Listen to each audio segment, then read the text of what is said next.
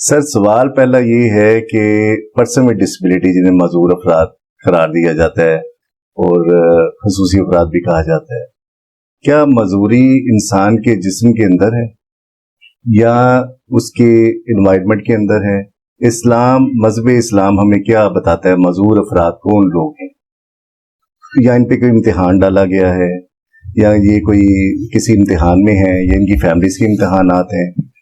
تو یہ ذرا وضاحت چاہیے۔ یہ تو کافی سارا اس کے اندر مضمون چھپا ہوا ہے۔ اسلام نے ہمیں یہ تعلیمات دی ہیں کہ کسی بھی انسان کو کوئی تکلیف پہنچتی ہے تو وہ اللہ کی طرف سے ہے۔ اللہ تعالیٰ تکلیف کے ذریعے انسانوں کو آزماتا ہے، کسی کو دے کے آزماتا ہے، کسی سے لے کے آزماتا ہے۔ جسمانی طور پر کسی کا ڈسیبل ہونا یہ ایک فیکٹر ہے۔ بعض لوگ ذہنی طور پر ڈسیبل ہوتے ہیں، بعض لوگ جسمانی اور ذہنی اعتبار سے بالکل درست ہوتے ہیں، لیکن اپنی ایکٹیویٹیز کے اعتبار سے انہیں ڈسیبل ڈکلیئر کر دینا چاہیے، اس معاشرے کے لیے ناسور بن جاتے ہیں۔ بعض لوگ زیادہ دولت کی وجہ سے راہ حق سے ہٹ جاتے ہیں، اور بعض لوگ دولت نہ ہونے کی وجہ سے ان کے لیے آزمائش بن جاتی ہے، وہ اللہ کی نافرمانی کے کام شروع کر دیتے ہیں، حلال و حرام میں تمیز گنوا دیتے ہیں۔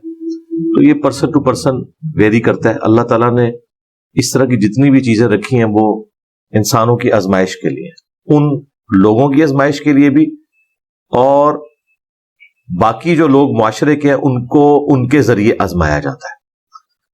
قرآن حکیم میں ایک یونیورسل ٹروتھ ہے، وَلَنَبْلُوَنَّكُمْ بِشَيْءٍ مِّنَ الْخَوْفِ وَالْجُوعِ وَنَقْصٍ مِّنَ الْأَمْوَالِ وَالْأَنفُسِ وَالثَّمَرَاتِ۔ ہم ضرور آزمائیں گے تمہیں تھوڑے سے خوف سے، بھوک سے، اور جان اور مال میں نقص سے، اور پھر دیکھیں گے کہ کون اللہ کی طرف رجوع لاتا ہے۔ اہل ایمان کی روش یہ ہے کہ وہ ہر تکلیف پہ کہتے ہیں اِنَّا لِلَّهِ وَإِنَّا إِلَيْهِ رَاجِعُونَ، ہم بھی اللہ کی طرف سے آئے تھے، یہ تکلیف بھی اللہ کی طرف سے آئی ہے، اللہ کے پاس واپس چلی جائے گی۔ تو یہ ایک اوور آل ڈاکٹرن ہے کہ یہ اللہ تعالیٰ کی طرف سے تکلیف آتی ہیں۔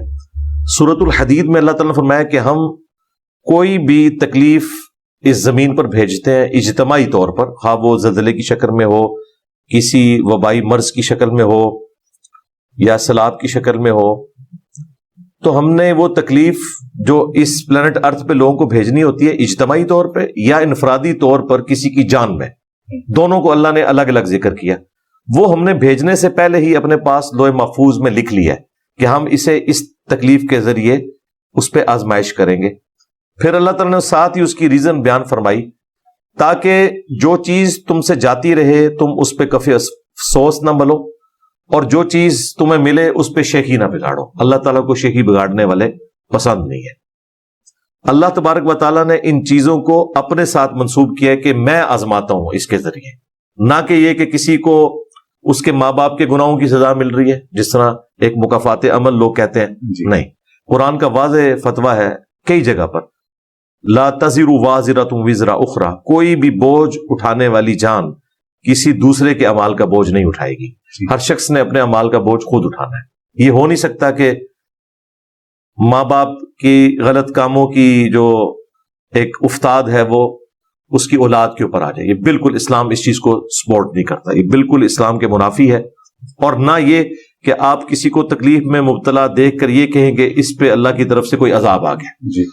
یہ فیصلہ کرنا کہ یہ تکلیف ہے یا عذاب ہے، یہ ایک غیبی خبر ہے۔ آج کی ڈیٹ میں جب دنیا میں پیغمبر موجود نہیں ہے، ہم دنیا پہ آنے والی ہر تکلیف کو آزمائش ہی شمار کریں گے، ہم اسے عذاب الہی نہیں کہہ سکتے، الا یہ کہ کوئی دقت نظر سے کوئی بڑی لیول کی آزمائش کوئی امت لیول پہ آ جائے، جس طرح تاتاریوں کا فتنہ اس امت پہ آیا ان کے کرتوتوں کی وجہ سے، اس پہ علماء نے کہا کہ یہ اللہ تعالیٰ کی طرف سے سزا ملی ہے ہمارے برے اعمال کی، وہ ایک الگ بات۔ بہرحال اوور آل انڈیویجول کسی کے بارے میں کوئی فیصلہ نہیں کر سکتا، اس کے لیے کوئی فارمولہ موجود نہیں ہے کہ کوئی بتائے کہ یہ تکلیف جو آئی ہے اس کے اعمال کے سبب ہے یا کوئی آزمائش ہے۔ ہم نے یہی کہنا ہے کہ آزمائش ہے، اور بخاری مسلم میں حدیث ہے مسلمان کو کوئی بھی دکھ، درد، اندیشہ، کوئی تکلیف پہنچتی ہے، حتیٰ کہ اس کے پاؤں میں کوئی کانٹا بھی چبھ جائے، تو اللہ تعالیٰ اس کے بدلے اس کے گناہ معاف کر دیتا ہے۔ یہ اللہ تعالیٰ کی طرف سے ایک ذریعہ ہے گناہوں کی معافی کا۔ پھر بخاری میں حدیث ہے اللہ تعالیٰ جس کے ساتھ بھلائی کا ارادہ فرماتا ہے اسے کسی تکلیف میں مبتلا کر دیتا ہے۔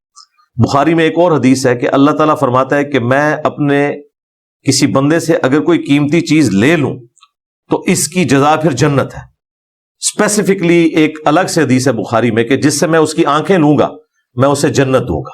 یعنی اللہ تعالیٰ نے ان تکلیف کے اگینسٹ آخرت کی ہمیشہ کی کامیابیاں رکھی ہوئی ہیں.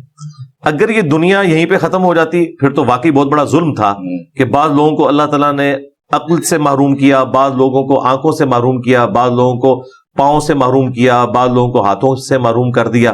ان کا کیا قصور تھا؟ لیکن اگر آپ اسے آخرت کی زندگی کے ساتھ جوڑیں جو اللہ تعالیٰ نے اس کائنات کو قانون ابتلاء کے اوپر بنایا, یعنی آزمائش کے اوپر, آخرت کے ساتھ جوڑیں تو ایک